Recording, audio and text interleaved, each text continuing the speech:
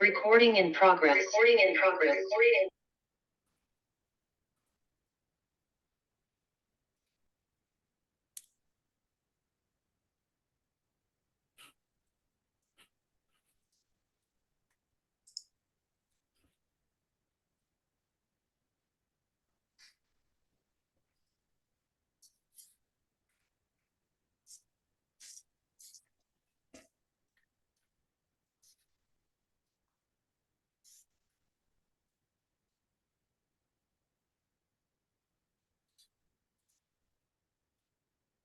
Hi, everyone.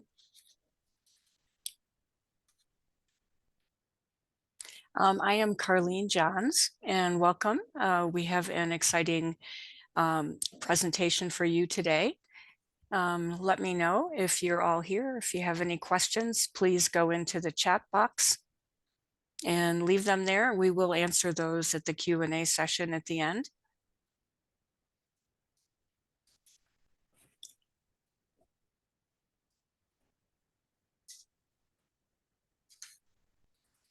Okay, so while we're waiting, I thought maybe you might be interested to know, what is the Minority Business Development Agency?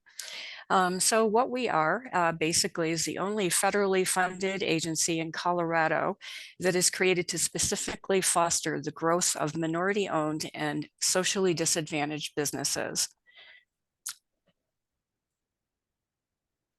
We do have a vision, mission, and strategy.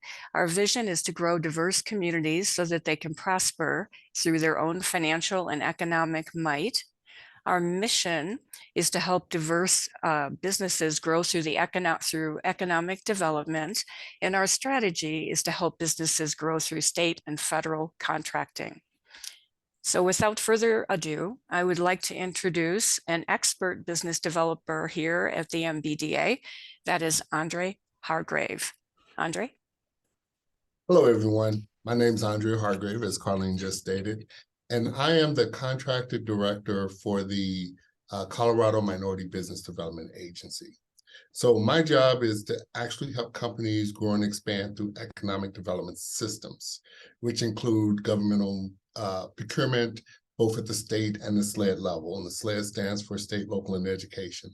I have been in the industry over 25 years. I like to try to stay under 25, but I've been in it over 25 years and have helped a lot of companies grow and expand through governmental contracting.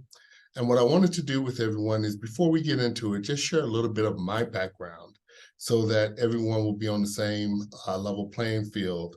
Because some of the things that I'm going to state is going to be a little different probably than what you've heard before. So as an actual business developer, I call into an enormous amount of agencies.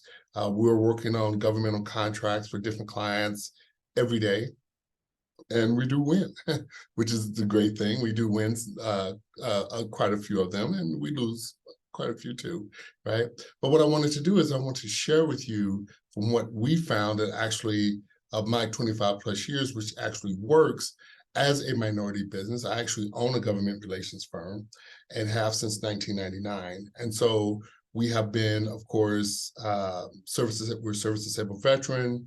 We were SDB back when it was its own certification competing with the 8A. We were HubZone. So been around in, of course, a host of state and municipal certifications over the decades. So I want to share with you what I've learned, what our team knows, and see, can we help you be more successful in governmental contracting?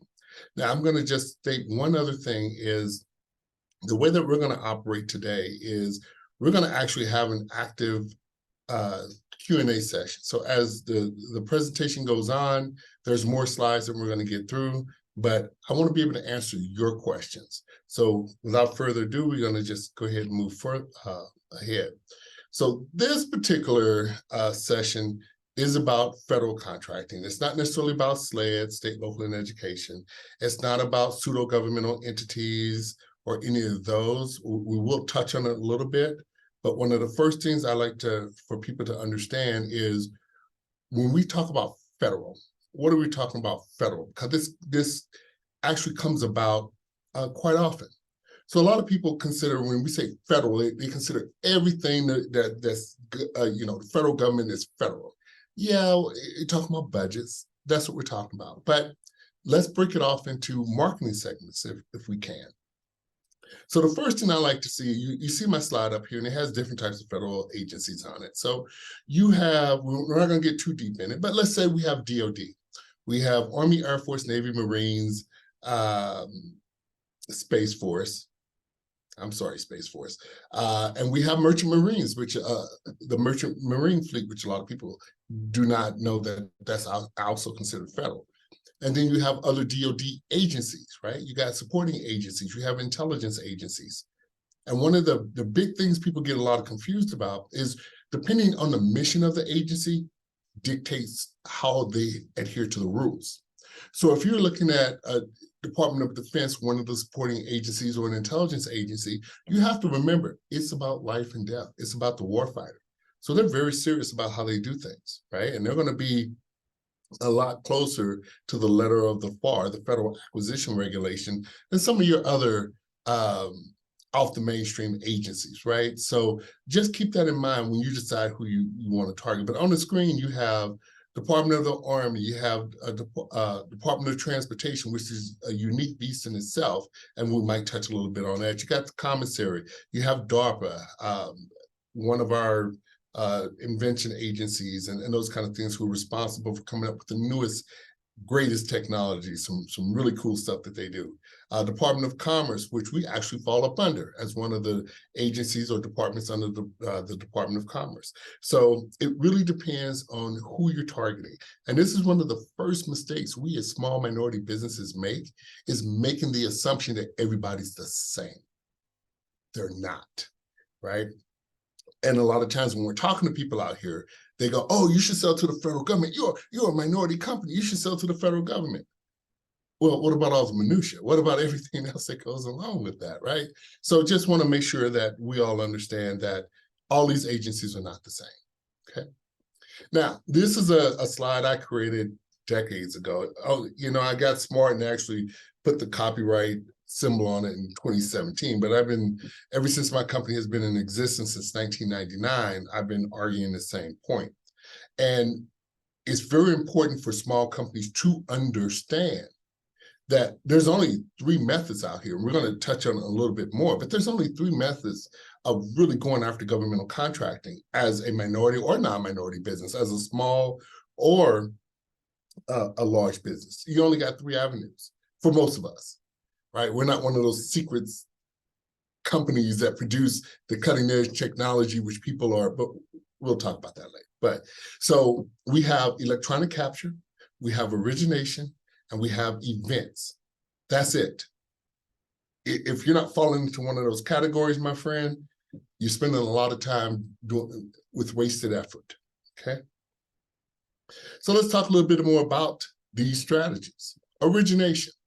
Everyone has to understand what origination is, especially as a minority business, because we do it wrong. So origination is what looks the most like sales. It looks the most like sales, right? It is prospecting. It is lead development, or it could be direct sales, depending on what you're selling, how you're selling it, and those kind of things. And I'm gonna stop here and just say, stop believing what other people who don't do this for a living tell you, right? So everyone to say, and I know we've all heard it, we put it on SAM, which used to be FBO, which used to be Central Contractors Register, right? We've heard it all. But not everybody sells in that methodology. It really depends on who your target is and your strategy behind the scenes. You still have companies that go door knocking and sell to military bases or other governmental agencies, right? You still have companies who are very successful at that. You have companies, true enough, who sell by solicitation, right? And then you have people who actually sell by what we quote unquote call building relationships. We're going to touch on that one. We'll come back to that. But origination looks the most like sales. So when you actually hire a governmental salesperson, BD guy or girl, right?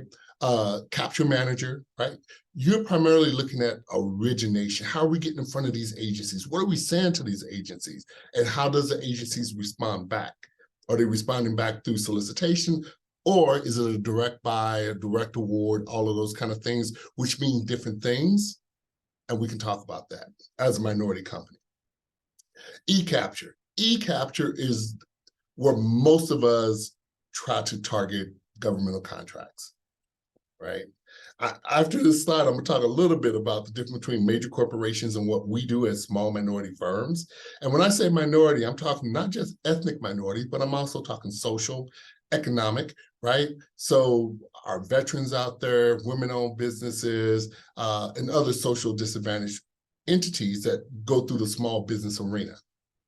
So that's where we're going to start. But eCapture is solicitations. It is what's put out there for you to target. Now, let's talk about a misnomer. One of the big misnomers is, and you hear it all the time, we place everything on System for Award Management, SAM, right?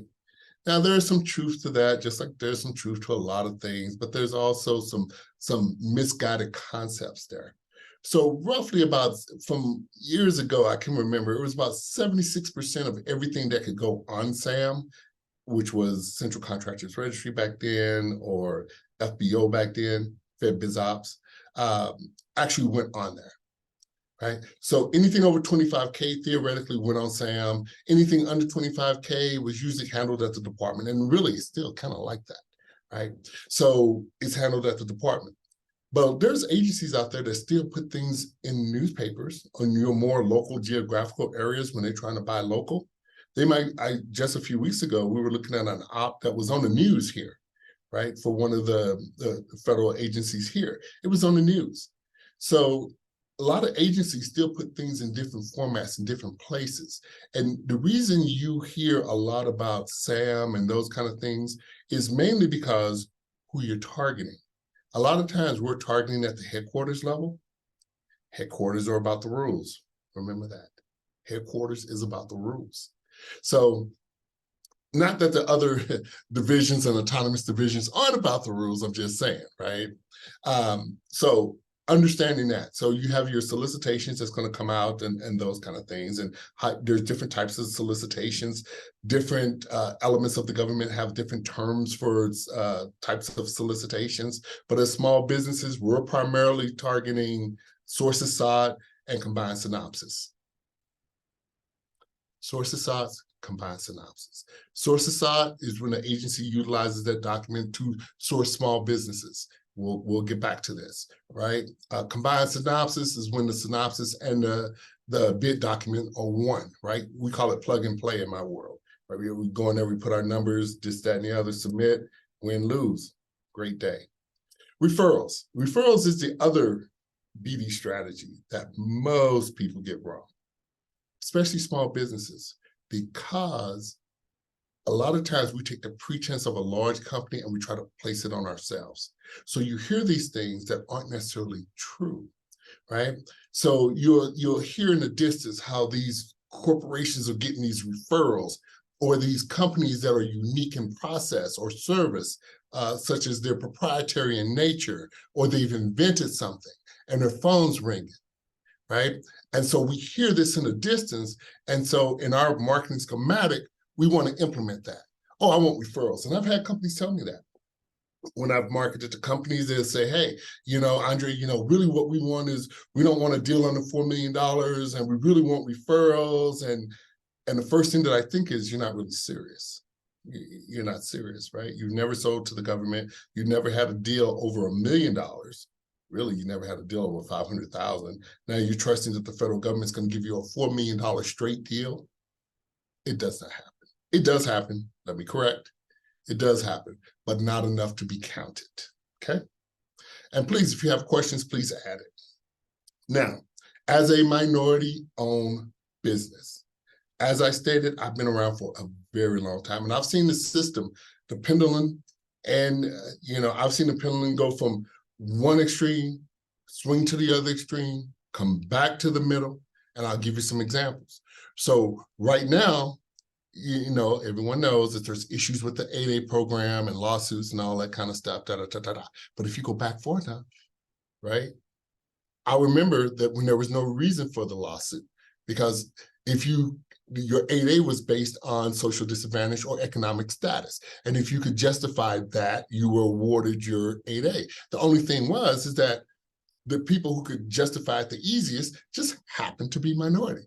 That's what the argument was. But I've helped non-minorities get 8A, right? So understanding the system is more important than anything else.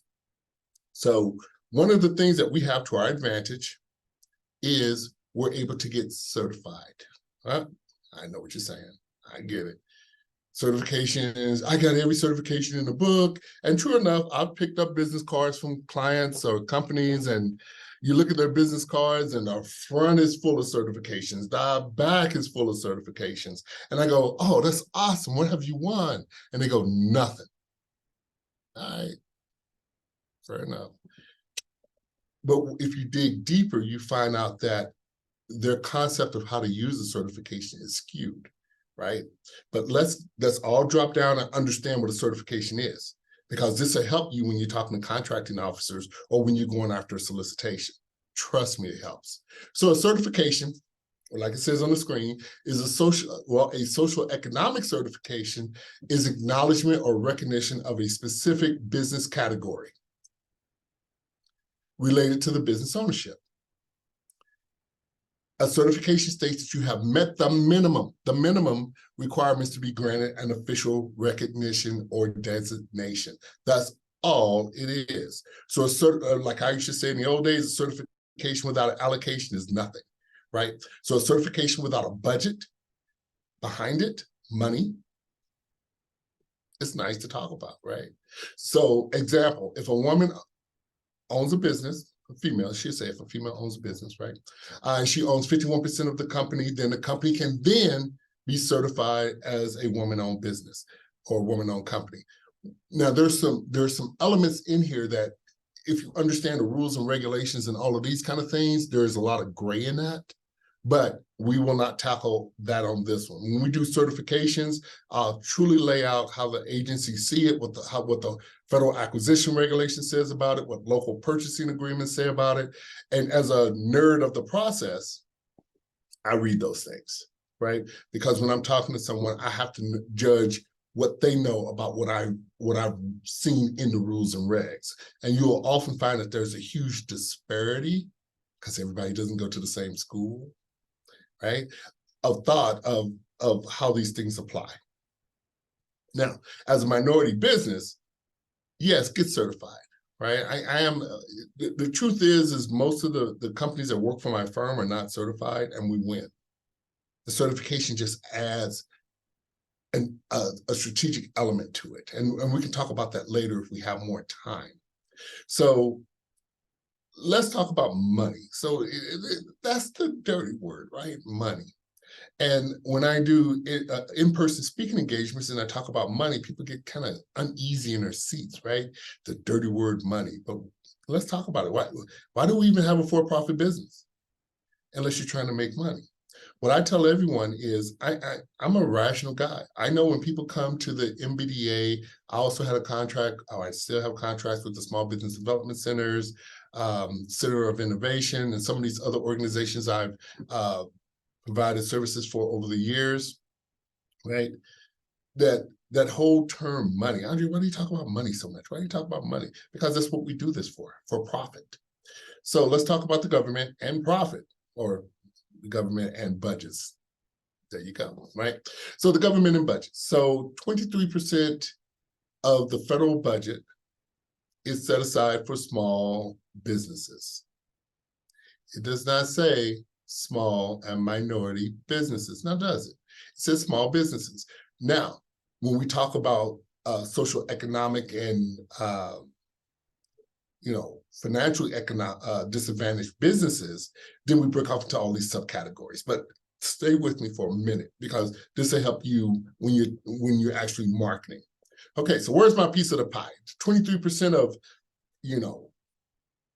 $300 billion or whatever the federal government has out there comes to me as a small business, except for when it doesn't, right? So where's my piece of the pie? I want to know. I mean, I'm a kind of stout guy. I like my pie. So where is my piece? So one of the things that we don't really understand is how this breaks out. We hear people talk about it, but we don't know what it means. So let's take 100% of a pie, right? 23% of that pie is automatically set aside for small businesses, 23%.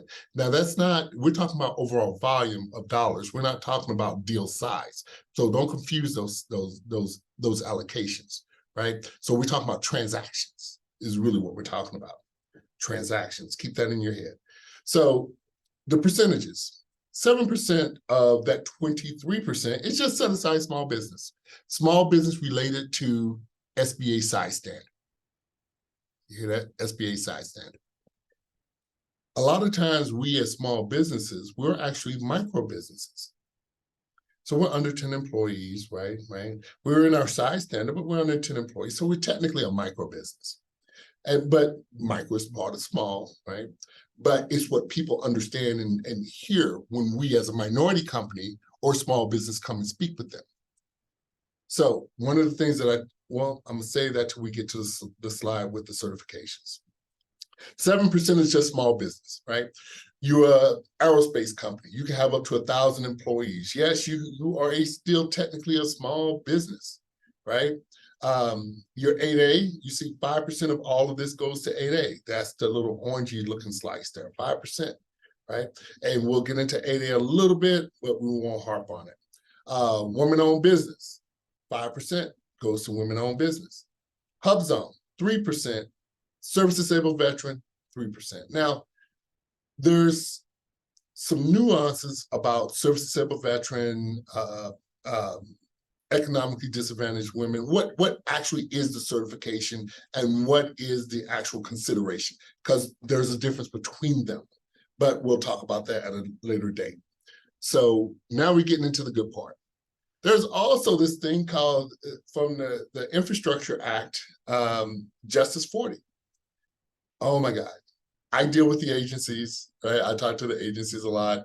And believe me, ladies and gentlemen, you haven't heard money till you heard about Justice 40 initiative. If you come and speak with some of us at the Minority Business Development Agency, we can kind of explain this, but just for this argument, because I have so many slides, I just wanted to let you know that under the Justice 40 initiative, federal agencies are trying to deliver up to 40% of the overall budgets for, it doesn't say budgets, this is the actual wording. It says overall benefits of climate, clean energy, affordable, sustainable housing, clean water, and other investments to disadvantaged communities, right? Billions of dollars. But I have the link right there, and these slides can go out to everyone and you can look it up and we can talk about it. I know that dealing with USDA, dealing with the Department of Energy, some of their programs, I have the whole complete listing of the agencies that fall up under Justice 40 initiatives. And the irony is what a lot of people don't understand when it comes to monies, grants, and other allocations, the government doesn't have marketing budgets.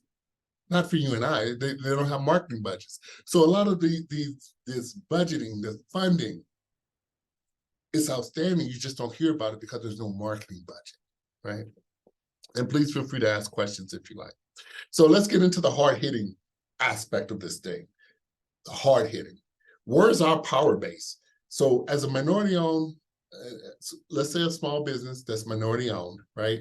You have a power base, but you don't understand your power base because you don't know how to deliver it. Now, the Federal Acquisition Regulation is a big book, which is part of the CFR, the Code of Federal Regulations, right? Don't let me get nerd out on you, because I'll do that. But the Federal Acquisition Part 19 is a small business program. All your power's here, all the power, right? And you have to understand it. So, but for this argument, I'm just going to kind of lecture through it and we'll go through that, right?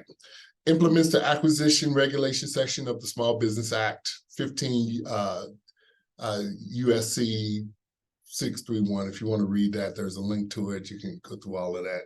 But here's where it is: social economic disadvantage programs. We have small business set-asides. It's written. Small disadvantaged business program, 8A. There's a subpart. There's historically underutilized business zones, service-disabled veteran, right? And women-owned small businesses. This is for your late night reading when you're just bored, and please read it. You'll learn a lot of things. But I wanted to share that with you because the things that we're going to talk about is all part of this of the wording here, right? And so that's our power base as a minority business. Hey, Andre, Yes. we have a question here. I'm going to let Tola ask a question. Okay. You should be able to talk. Hey, can you hear me? Yes. We can. Hey, good. You actually got my name correct. Most people got it wrong most of the time. Nice to meet you, Andre. First and foremost, thank you for this. It's nice to meet you. Appreciate you. One quick question I did want to ask you. You mentioned Nerd Out, so I thought it was only perfect time to correlate this message. When it comes to the tech sector of this, my background is in tech. I've been in the Denver area for the last 5 years now, working directly in the tech sector. For someone that has not been in the, we do work directly with the DoD, mostly with the private sector. For someone that has not used the benefit of state funding or of any funding, has just gone directly to consumer, directly to privatization, where to go, where to look. This is such an anomaly to me for this to come in such a wave.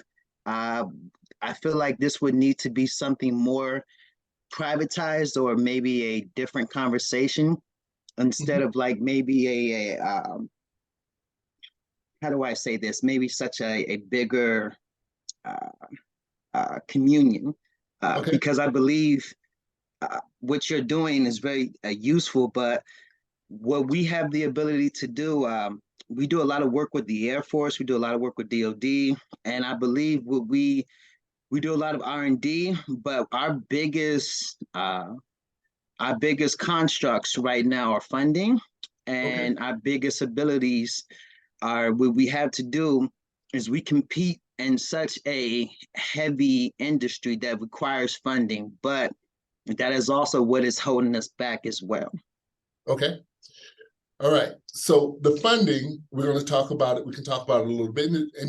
And funding breaks out similar to governmental contracting, believe it or not, right? Depending on how much money you're looking for, what type of funding source. Are we talking venture capital, angel capital, traditional finance, institutional financing? It just really kind of depends. A good friend of mine is going to come on shortly, and she's going to talk about one of their funding programs. And that's one of the things that we're going to implement through this series is bringing in different funding organizations that can help a small business, minority-owned business, and fund these programs. But you also have to separate funding of a contract from funding of day-to-day operations, operating capital, and those kind of things, because they're looked at differently. But let's have that conversation offline. I have a lot of resources. I have a few friends in the industry, right, that may be able to help you, and I would love to share that information with you, if that's okay. Yeah, thank you. Because believe it or not, what I was trying to do is actually, I was actually trying to have them write. I'm in the process of actually trying to have them write me my own grant, instead of trying to do this right now. So I thought that either what you were doing or my route would either work. So tomato, tomato. Right. Now, the grant side, I can also talk to you about the grant side because we do target grants. This, ladies and gentlemen, is a grant. Right. And so we do target them, we do win them. So we do know how to work within that system. So yes, let's talk offline. Thank you. Thank you. And so for this argument, that was a great question. And that's one of the things with working with small and socially disadvantaged businesses and minority businesses is a lot of times we don't have the resources or we don't have the contacts within the financial resources or organizations, mainly because of, whatever circumstantial elements. And I'll be honest with you, I grew up in the inner city, right? And then I went to Arkansas in the summers to work in the fields, right? Because my family owned a farm. So no one talked to me about venture capital. No one talked to me about acquisitions. So, working with other minority and distressed companies, we can share this kind of information and make those introductions. Now, quickly back before we run out of time here is utilizing our advantages to win work.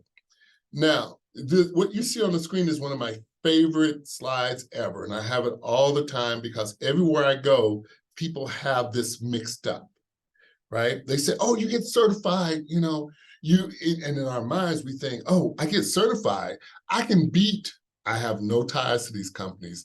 I can beat IBM, I can beat Cisco, I can beat, no, you can't. Stop, you can't.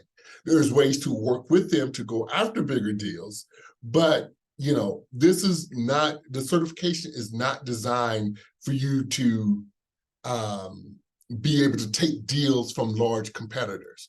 Now, I've been fortunate enough to do it once or twice in my life, right?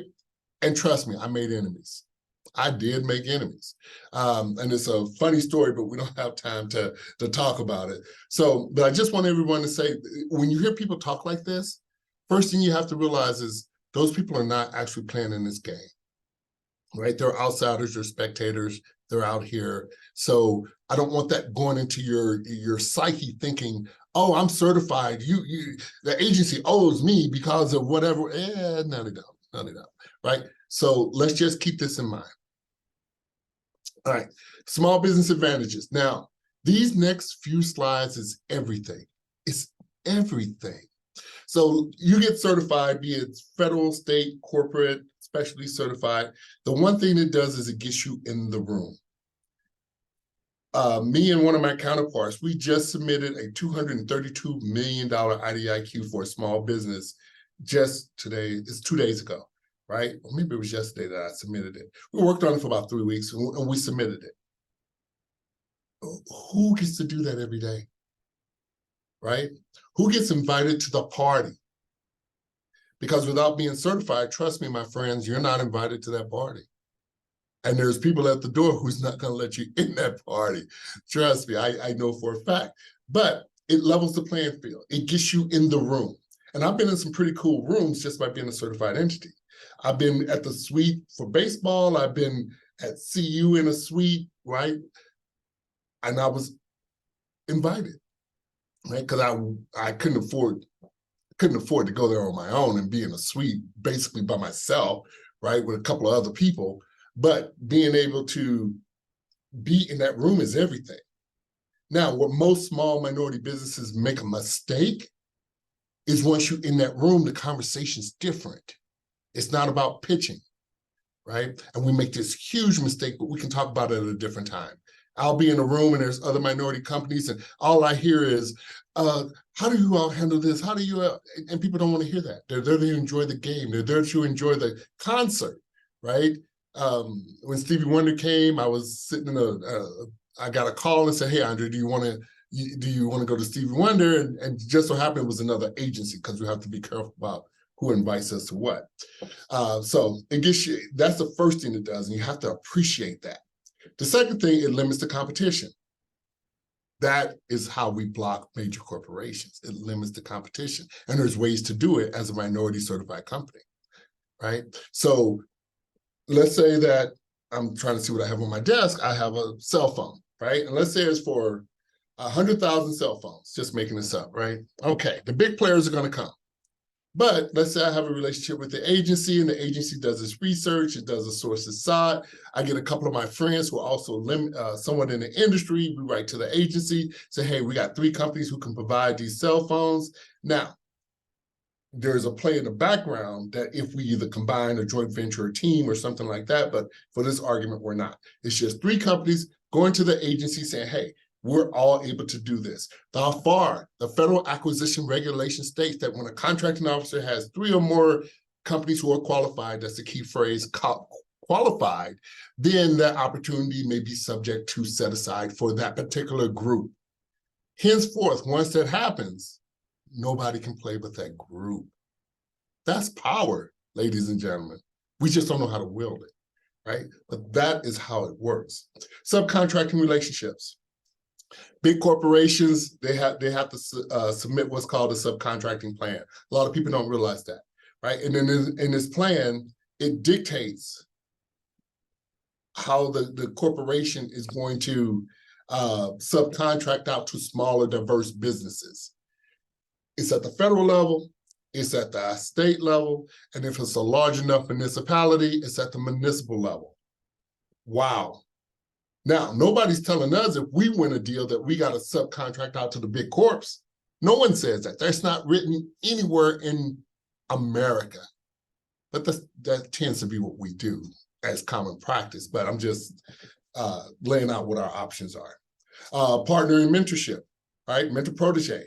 Everybody gets stuck on this whole concept of mentor protege. And it's a great thing. The companies that I've known, because I've helped start quite a few of them, the companies that I've known that were fortunate enough to get into the mentor protege program grew from zero, theoretically, to multi-million-dollar firms in a few short years, right?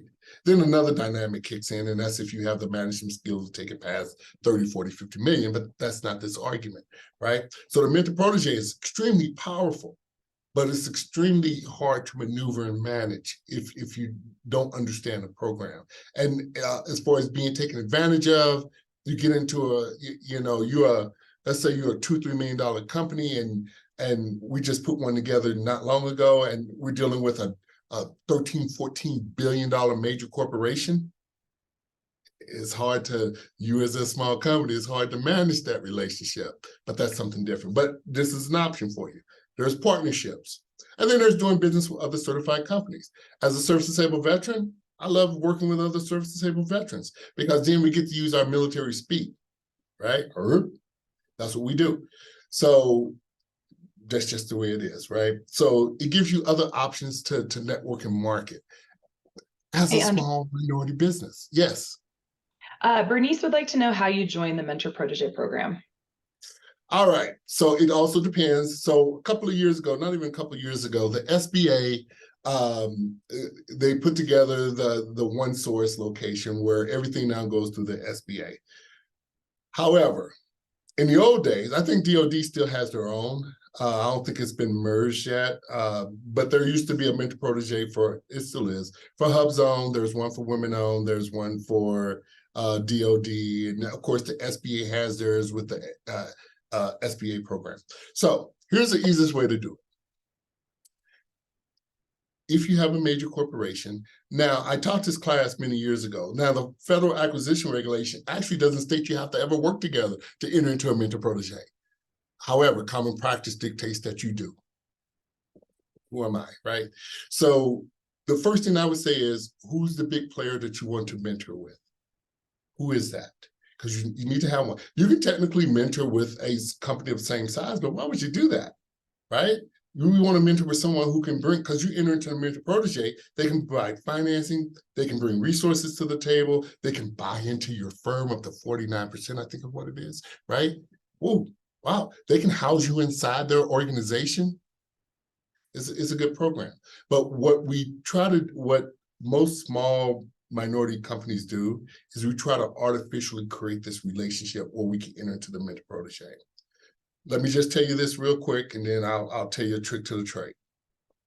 So you need to have you should have a bigger teaming partner who wants to see your company grow. They technically can even be a competitor, right? But you have to look at what the mentor is getting and you as a protege is getting, because you have to write an actual document stating how this big corporation is going to help mentor you and carry you through. It's a formal document. The SBA has it, right? Or you can get an attorney to do it, right? But the SBA has templates.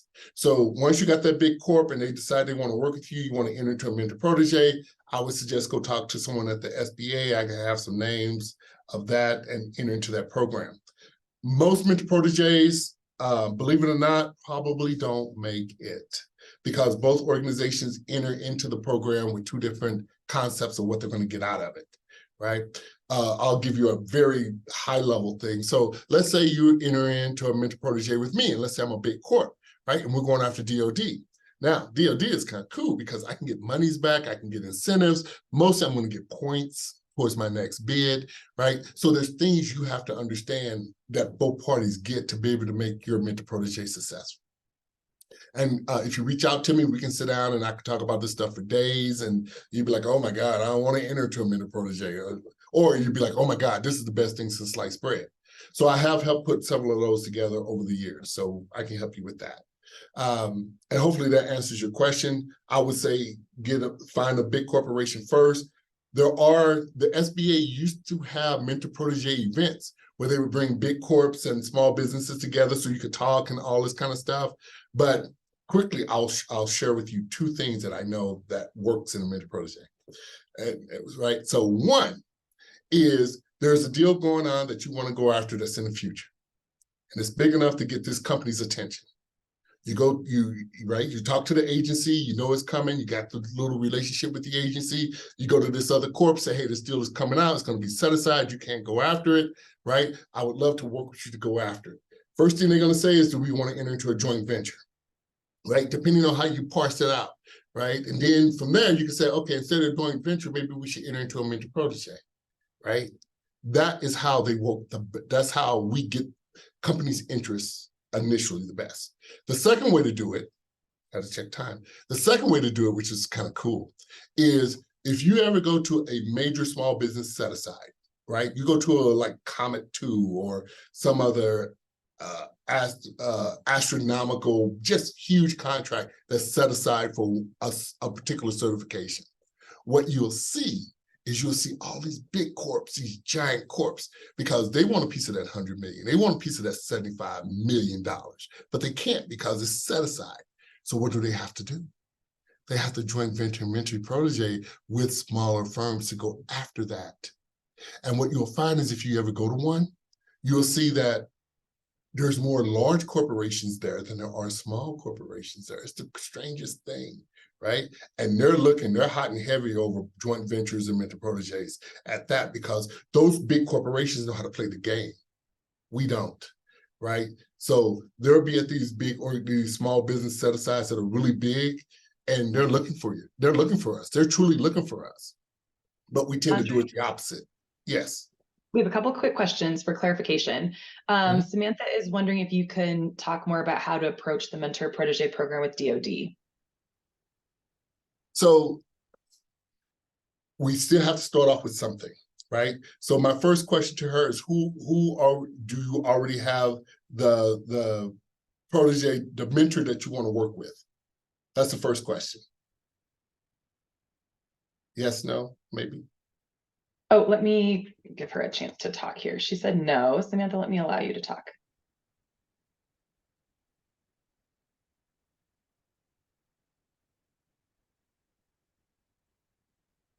Samantha, if you unmute yourself, you can talk with Andre.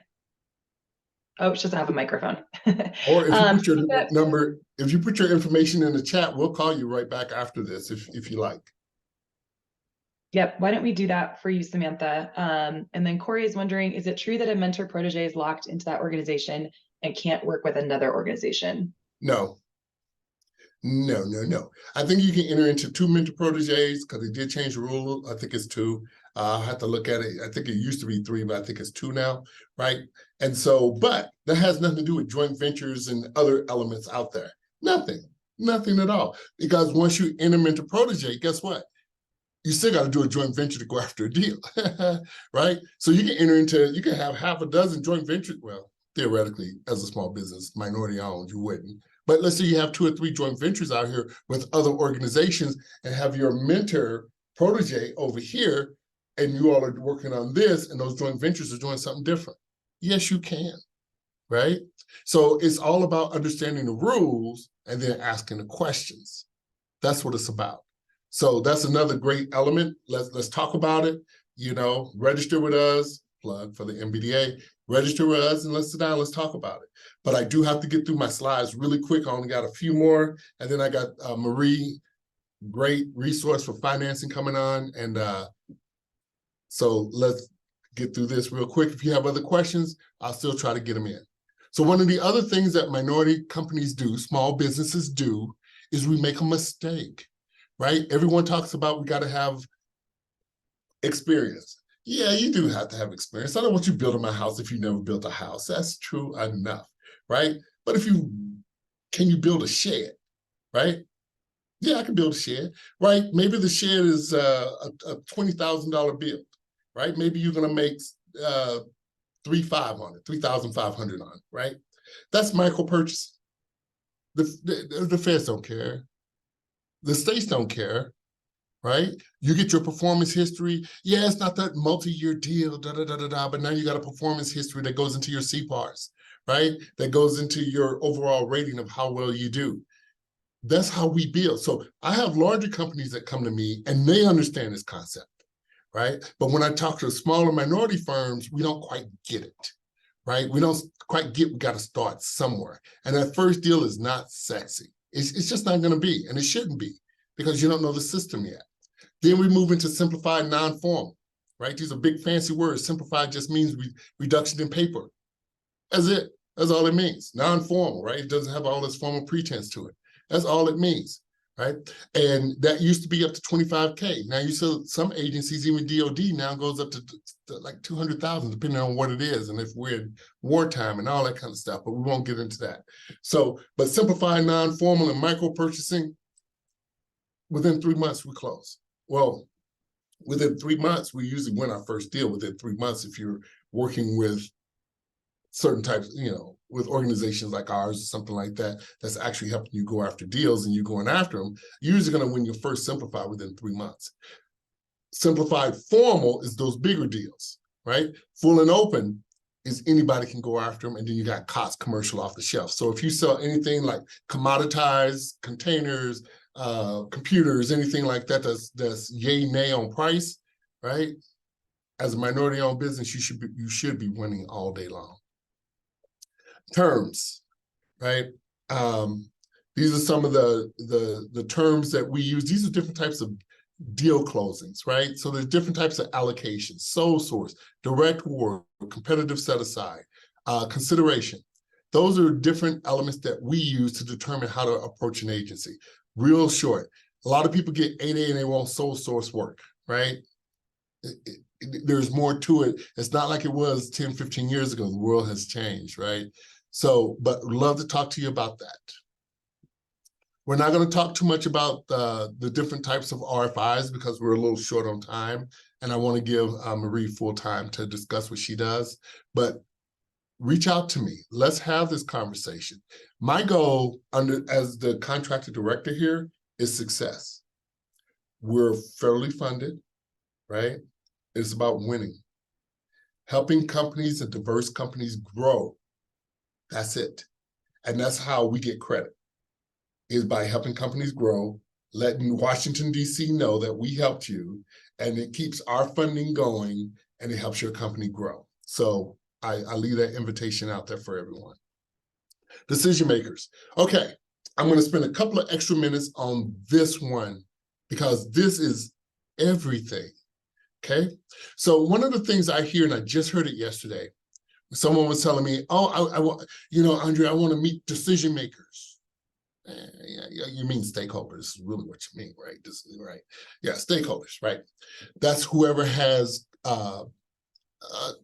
stake in the game, right? Whoever's head is on the chopping block, whoever is part of this program who has something to do with it, that's who we want to meet. However, we make a huge, huge, huge mistake because we don't have a strategy for reaching the stakeholders. I'm going to show you a quick, dirty way to do it.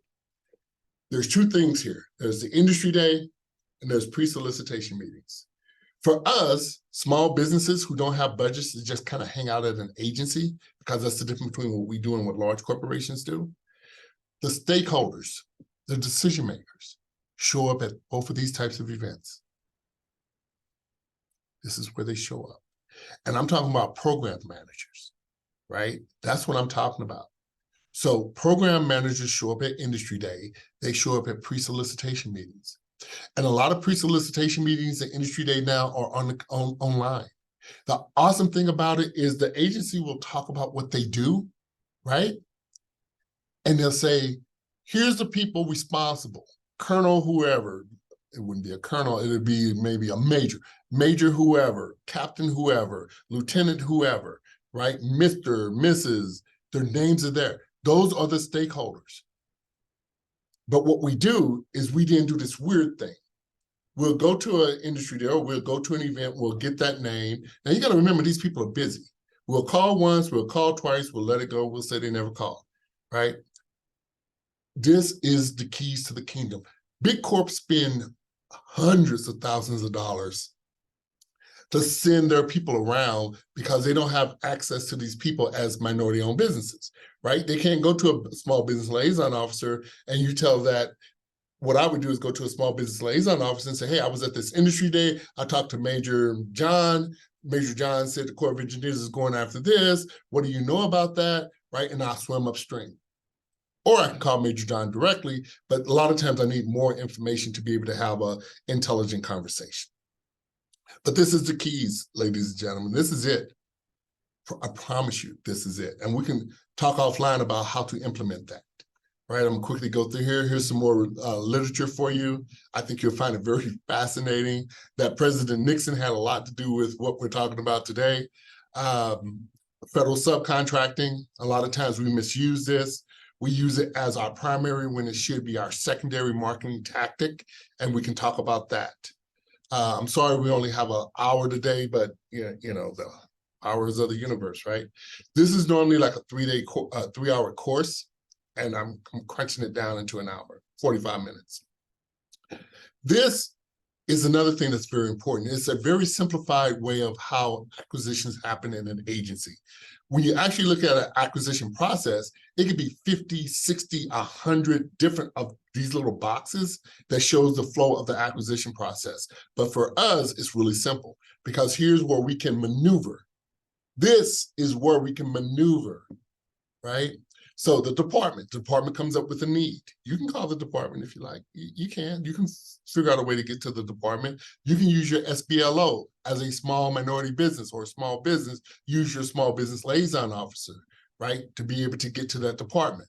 Then comes the research that the agency does. That's when they're trying to figure out if there's any small businesses that can do this work. Usually at that point, they will have a draft scope of work. You can bid off against a draft scope of work, and we can talk a little bit more about that. Then they're going to redefine the requirement once the research has come back for them. You can still maneuver. Once it hits solicitation, you're done. 8A HubZone, all you guys, you're done, right? So please don't be running to the SBA saying, hey, there's this opportunity, we're in solicitation. I want to get this set aside. I want to get this sole source. It ain't going to happen because there's rules, right?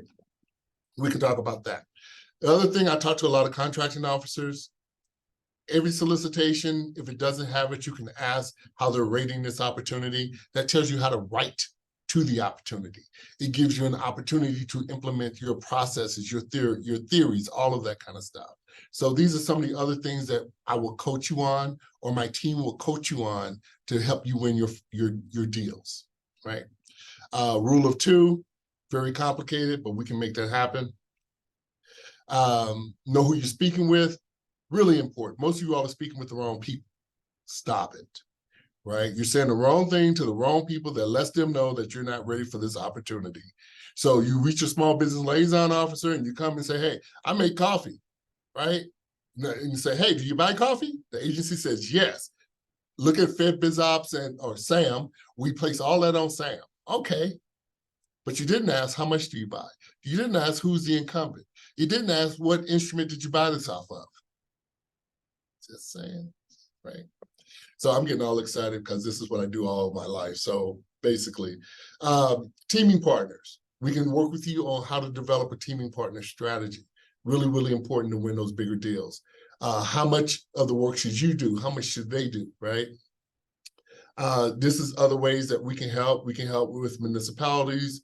We can help you qualify opportunities. We can help you target opportunities from the different bid systems. We have quite a few of them here.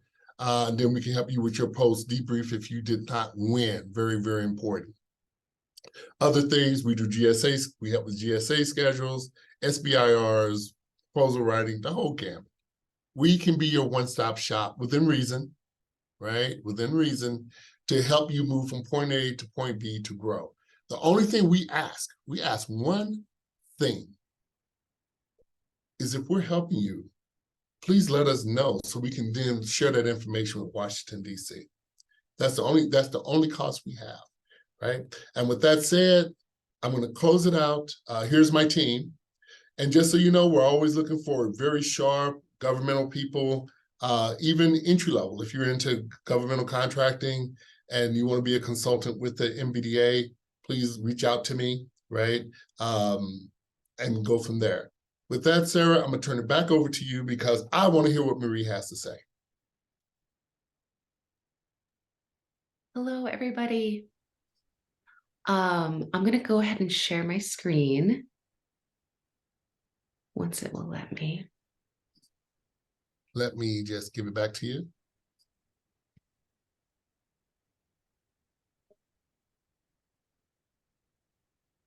Okay. Let me see. Here we go. So hello, everybody. Thank you so much for having me.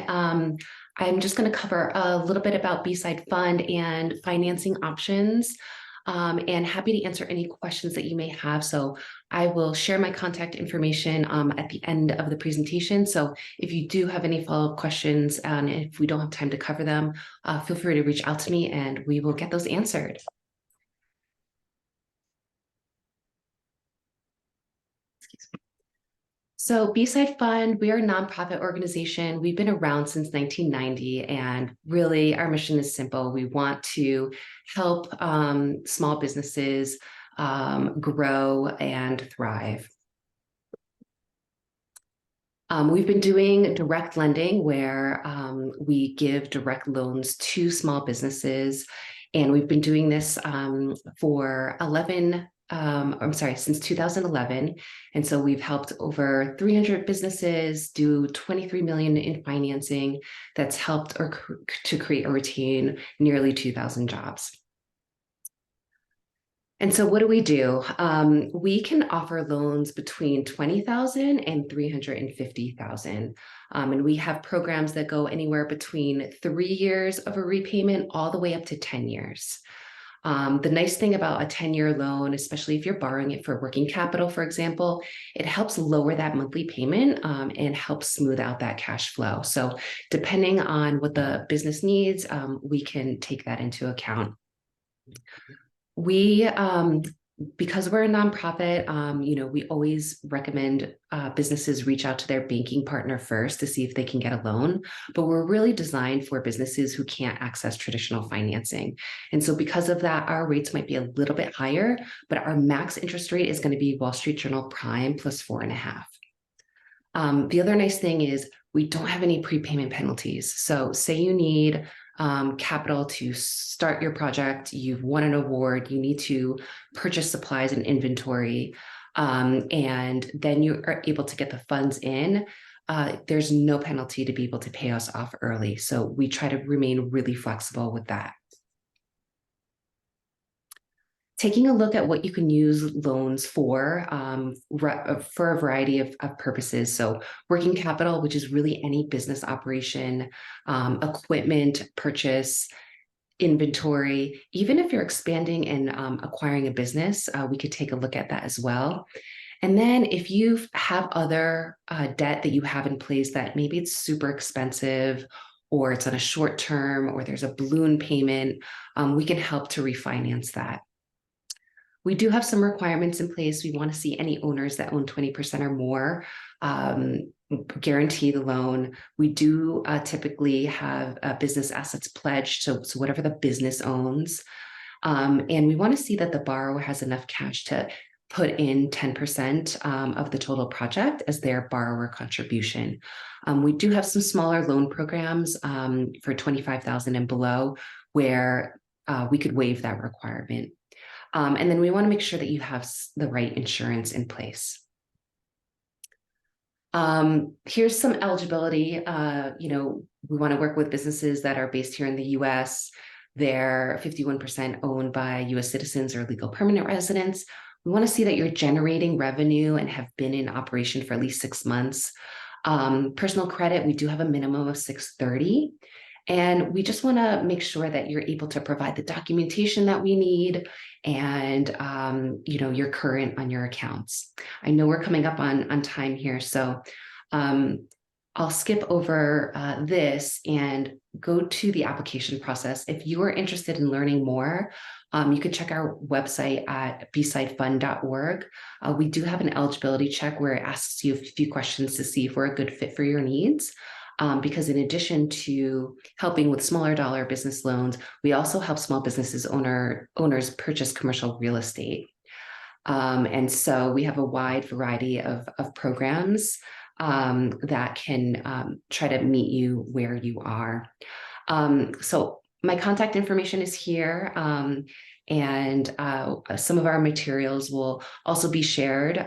So if I'll stop sharing here, and since we're at time, I'll kick it back over to you. Thank you so much, Andre and Sarah, for having me. No, you can't. No, you can't. No, you can't. I'm not Yes. sure who that is, but thank you everyone for attending. Thank you, Marie, for doing your presentation. Thank you, Andre. We will follow up with everyone via email with a recording of the webinar, as well as Marie's presentation, Andre's presentation, and a link to our next webinar registration, which will be on December 13th. Thank you so much, everyone.